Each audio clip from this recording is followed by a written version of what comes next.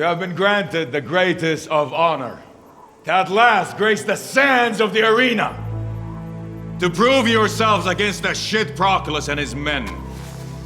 Some will claim you've been blessed by the gods. Fuck the gods! Hello, Kavanchi.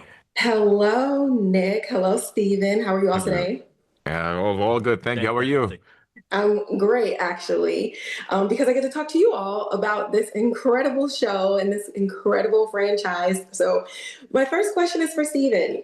It's been 12 years, I think, since Spartacus was last on air. What was the inspiration and some of the challenges in bringing Ashur, who was a traitor to Spartacus in the rebellion, Not true. to the forefront of the series? So, like, what was the inspiration and the thought process behind, like, making House of Ashur? Yeah, you know, there's a line in the original series at the end of Vengeance where Ashur's talking to Lucretia, played by the amazing Lucy Lawless. And he says, I'm going to help the Romans break down Spartacus, and then I'm going to inherit everything your husband had. And it's going to be the rise of the House of Ashur. Mm-hmm. And ever since then, always in the back of my mind was, damn, that sounds like a really fun show to work on. I wish I hadn't chopped his head off. And then when I was approached by STARZ and Lionsgate to do something else in the Spartacus world, I considered all the usual suspects, Caesar, Antony, and Cleopatra, the triumvirate. But I kept coming back to, damn, I really wanted to do the House of Ashur. So I pitched this crazy what-if story. And to my delight, everybody said, great, let's do it.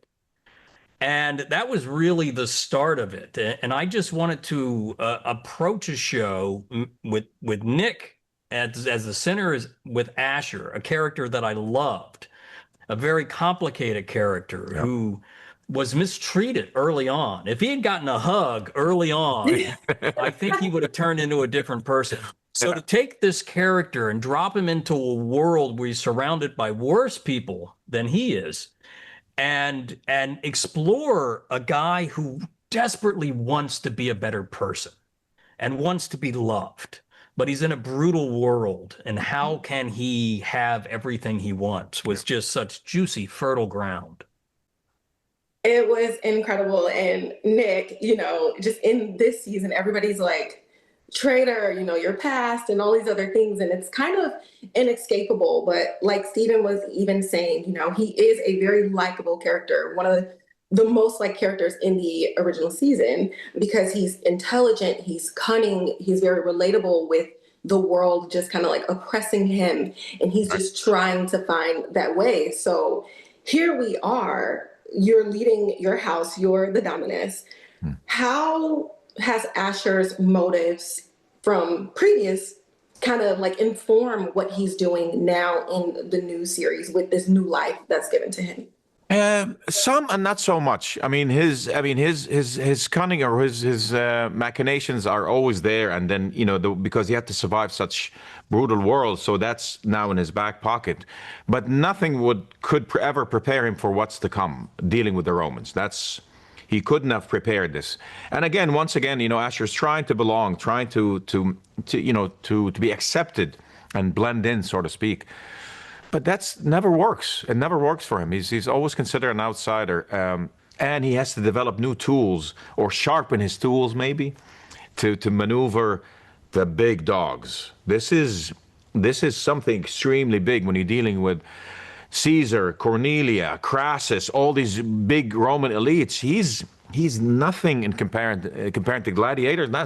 The gladiator world and the struggle he had before is nothing in comparison. So it's tough times for Ashur once again. Yeah. But it's really incredible, though. I think you navigated very well, and even Ashur with the conversation with Gabinius in episode 2, that seesaw, that barbing going back and forth. You really get to see like Ashur's more noble intent in that, and I thought you did that incredibly well in that scene. Thank you, sweetheart. But I'll tell you what, though, in that scene, without giving so much away, if you notice in that scene, the end of the scene could have went either way. He could have got right in the end of it. This is what he's dealing with, because Gabinius put him in a place that you have to tell me. And it's like, oh shit, I cannot maneuver my way out of this. So it was a gamble. He could have, he could have lost it right there and then. So that's what he deals with on a regular basis. The slightest thing, and he's gone. So yeah, I love that scene. By the way, I'm glad that you enjoyed it. I love that scene. That was brilliantly written and brilliantly executed.